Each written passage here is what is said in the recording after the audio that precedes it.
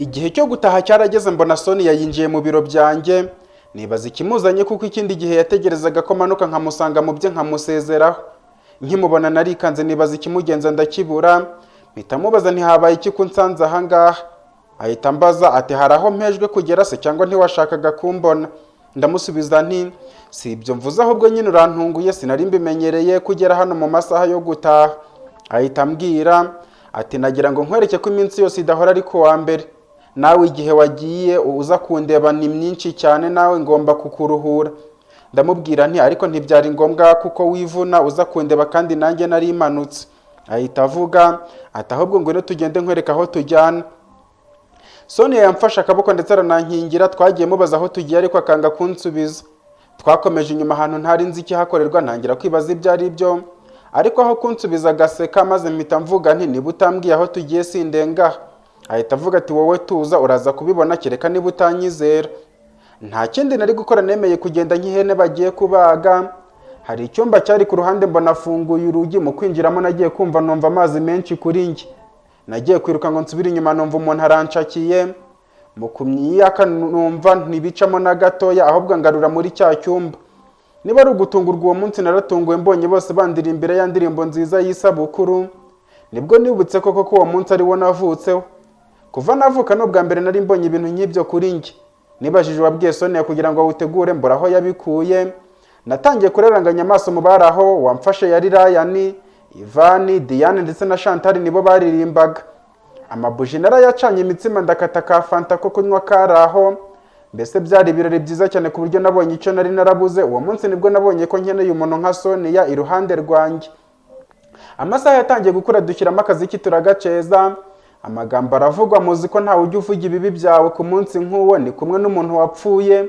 Niyo waba waramukubisi avuga ko utajya urwana waramukubisi. Amasaha yo gutaha yarageze, ntangira kuganira na Sonia ari nako dutaha. Mvuga nti niba hari uwigeze gutungurwa mu buzima bwe bikamurenga nta wundi ni njye. Sonia yese avuga ariko si igitekerezo nka kiriya wagikuye hehe? Niko namubajije. Nako wabwiwe n'iki ko uyu munsi ari wo munsi w'amavuko wanjye? Aransubiza ati iyo ukunda umuntu uranamurwanirira ukamenya buri kimwe cye cyose. Nanjye nagombaga kumenya ibyawe byose. Nabonye ibyangombwa byawe uwo munsi mwandika ahantu, ubwo rero sinari kubura kuyikwifuriza. Nahise musubiza nti wakoze cyane, n'ukuri mbonye ko ari wowe nari narabuze kuva waza mu buzima bwanjye nabaye mushya, kandi ko igihe kigenda kiza niko ndushaho guhinduka. Ahita avuga ati nanjye nishimira kuba nkufite nk'inshuti yanjye, kandi rinitangirira ntacyo urabona ibyiza biri imbere. Ndamubwira nturakoze cyane kandi nzagukunda ngukundwa akaze ku buryo tuzabera bose urugero rwiza rw'abakundana. Navuze gutyo mbona Sonia yarandebye aranyitegereza, nanjye bibuko hashize nk'umunota mbona ariruhukije. Maze ahita avuga ati mpita mvuga niko mbona mvuze gutyo nkabona urahindutse. Ahita avuga ati nta kibazo ahubwo mba ntekereje byinshi ku rugendo rwacu, nkumva nishimiye kuba ndi kumwe nawe. Twakomeje kuganira kugeza aho imodoka yahagarariye kwa Sonia ntitubimenye. Ryan nabonye turambiranya twibutsa ko twagezeyo. Ati bose murakomezanya mu rugo se ko mbona hano tuhamaze iminota irenga 10 tuhahagaze? Nabuze icyo ndenzaho wa mugani twari twaryohewe, gusa byari mu gihe twari turyohewe n'urukundo, mu gihe abandi barupfushaga ubusa. Akaryoshye ntigahora mwitama bigoranye twaratandukanye. Mpamezanya na Ryan turimo tugenda. Arambwira ati bose uzi ko wagira ngo ntimwari muri kwisi? Natekereje ko yavamo ndaheba, mbitegereza mbona asa n'utabona, niko kubabwira tibiriya nibyo bita urukundo, muba mugendana n'abandi mukibagirwa ko muri kumwe. Ahita avuga ati none se ko nge bitarambaho? Ndamusubiza nti nuko ubwo ntawe murahuza ngo uryoherwe narwo, gusa none bisaba kubanza wafata icyemezo ukareka kujarajara nk'uko ubikora. Ryan ahita bati yewe niba ari ibyo ntibizambaho pe. Twakomeje kuganira nako tugera mu rugo, tuhageze mbona Kimu yaje kudusura. Kenshi iyo namubonaga nabanzi ko hari icyo aje kumbwira. Nyuma yo kumusuhuza nese mvuga nti noneho se unzaniye yahe makuru? Kimu ese ati bose hari umukecuru twahuye ambwira ko ntacyo kurya afite. Nagerageje kumuha bike nari mfite ndetse ndanamusura nsanga aba wenyine. Namusezeranije ko nge nawe tuzajyana kumusura. Mpita mvuga nti none se kuki wamubwiye ko tuzajyana utabanje kubimbaza? Kimu ahita avuga turumva umuntu nk'uwo adakwiye abamuba hafi se bakajya bamuganiriza ndetse bakanamugaburira. Nabuze icyo ndenzaho nongera kwishimira umutima mwiza wa Kimu wafashaga abababaye, akicisha bugufi ndetse akabagirira impuhwe. Mpita mvuga nti none se urumva twajyayo gihe ki? Aransubiza ati n'ubu twagenda kuko ndabona butarira cyane. Narebye muri gahunda nari mfite mbona iminsi yose iri imbere nsa n'uhuze cyane. Numviye kimumbwira Ryan dutegura ibintu byo gushyira uwo mukecuru. Mu gihe gito twari tugeze kuko umukecuru yabaga mu kazu kameze nabi, ubona ko adafite epfo na ruguru. Twaramuganirije arabishima ndetse adusabira umugisha ku Mana. Tumuha ibyo twari twamujyaniye. Nta kintu kiza nko kubona umuntu nk'uwo yishimye nawe abona ko ataba mu isi ya wenyine. Nyuma yo kumuha byose twamusezeho turataha mu nzira turimo dutaha. Ryan aravuga ati cyakora ntababeshye nari nzi ko nta bantu nkamwe babaho. Ndamusubiza nti abeza ntaho bagiye kandi n'ababi bazahoraho iteka ryose. Ni byiza ko washyira uruhare rwawe mu guhindura isi nziza kuko nibwo uzabaho unezerewe. Kimu ahita avuga tuzi kuri mukecuru yambwiye ngo afite abana ariko nta n'umwe ujya uza kumusura. Wabanyereka nkababaza impamvu bamutaye. Mpita mvuga nti humura Kimu we, guhera ubu turamubera abana kandi ntacyo azigera abura kereka icyo tudafite. Ndabizi ko aba bana b'umunsi umwe bazamutunguka imbere bamusaba imbabazi. Kimu ahita avuga ati nibyo rwose tugomba kumufasha, nanjye ninjya mva ku kazi nzajya mbanza kunyurayo ndeba ko yariye. Twakomeje kuganira gusa Ryan we wabonaga byamurenze, nanjye nkishimira ko wenda uko dukomeza kumuha urugero rwiza nawe azageraho agahinduka. Twageze mu rugo turinganira n'ameza nerekeza mu buriri. Sinabuze gutekereza ku munsi wanjye gusa nibukaga surprise yabaye nkishimira uw'Imana yampitiyemo. Bwarakeye nditegura njya ku kazi nkigerayo natangiye kugakora nk'uko bisanzwe. Sinzi uko nibutse ko wa musore wanyemereye kumfasha ntigeze mubaza uko bimeze. Mfata telefone ndamuhamagara, aranyitaba ati ndakumva muntu wanjye. Ndamubaza ntibimeze bitese. Aravuga ati wahora niki, ibyambayeho nagahomana umunwa nako ibyo ari byo byose, ariko ndumva ntabivugira kuri telefone, uze gushaka umwanya duhure ndabikubwira turi kumwe. Mpita mubwira nti none se za mashini ntizikiri gukora? Ahita avuga ati gukoraho byakemutse ariko ikibazo nako byose uraza kubimenya. Twasezeranye isaha ndetse n'ahantu tuza guhurira tukaganira imbona nkubone. Nibajije ibyo bintu byabaye atambwira kuri telefone nabyo biranyobera. Nibajije niba ku kazi aribo bamubujije kubipima ariko nanone nibuka ko yambwiye ko arabyikorera nta wundi uza kubimenya. Nibajije niba bamwirukanye mu kazi wenda ari byo azize nabwo nta gisubizo nari kubona. Nakomeje kwibaza byinshi, nibaza ukuntu najya nishima kabiri. Nibajije niba uwo musore adakorana n'abakoze ibyo ari byo, ariko ntibyari kuba byo kuko twari dusanzwe dukorana. Nkiri muri ibyo nagiye kubona mbona Chantal arinjiye araza yicara imbere yanjye. Ndamubwira nti ndabona umeze neza cyane. Aransubiza ati nta kibazo. Ndamubwira nti nabonye noneho mumeranye neza. Chantal ahita afatira Ryan iyo turi kumwe mba mbona ankunda, ariko ikibazo nuko iyo tutari kumwe mbona wagira ngo ntabwo yigeze amenya. Gusa nzakomeza mukunde mwereke ko nta mukobwa wundi uhwanye nanjye kugeza ubwo nawe aho azajya yicara hose arenge azajya atekereza. Ndamusubiza nti byaba ari byiza komeza ugerageze. Arambwira atuze ukuntu iyo ndebye ukuntu we na Sonia muba mumeze neza museka mwishimye, mbese mukundanye mba mbona ari byiza, ariko nkibaza impamvu Ryan atakwigiraho bikambera urujijo rukomeye cyane. Ndamusubiza nti buriya mu rukundo buri wese agira uko akunda kandi abantu bose ntibaba kimwe, icy'ingenzi ni uko muba mukundana. Chantal ahita avuga ati cyakora byuvuze ukuri, icy'ingenzi ni uko njye na Ryan dukundana. Twakomeje kuganira gusa nibukaga urukundo Chantal akunda Ryan. Nakwibuka uko Ryan ataruha agaciro na gato, nkumva agahinda karanyishe, nkumva ari ibishoboka nabwiza ukuri Chantal akabivamo. Amasaha yakomeje gukura, igihe cyo kujya kubonana na wa musore kiragera. Naramuhamagaye nawe numva ariteguye, niko gufata inzira maze ndagenda. Aho twari twavuganye ko duhurira narahageze, mutegereza akanya gato mbona arahageze.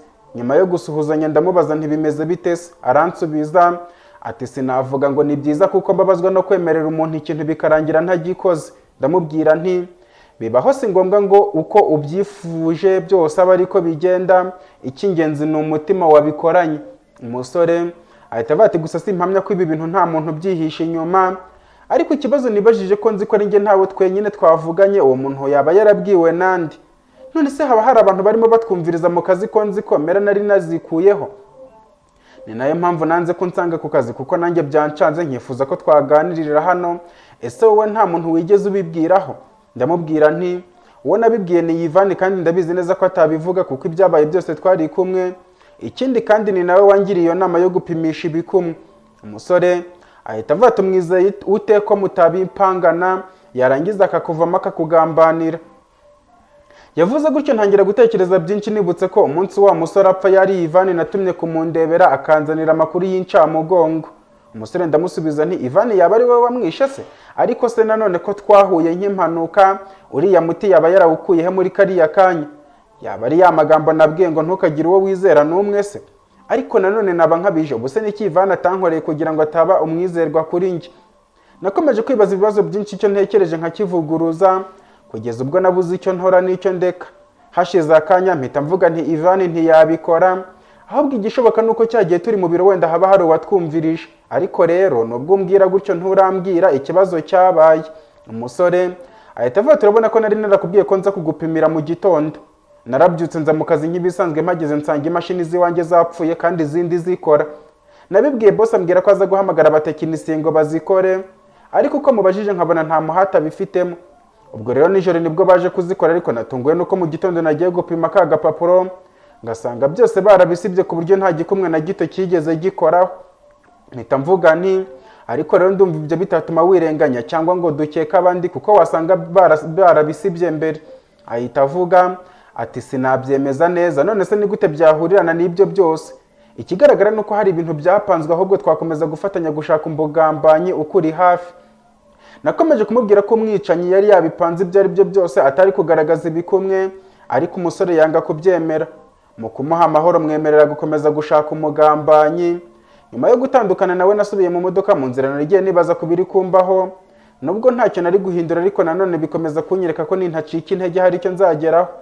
Nasubiye ku kazi nk'ibisanzwe, nubwo intege zari hafi ya ntazo, mbanza kunyura kuri Ivan mubwira iyo nkuru y'incamugongo, nawe biramubabaza ariko nabasha kumpumuriza.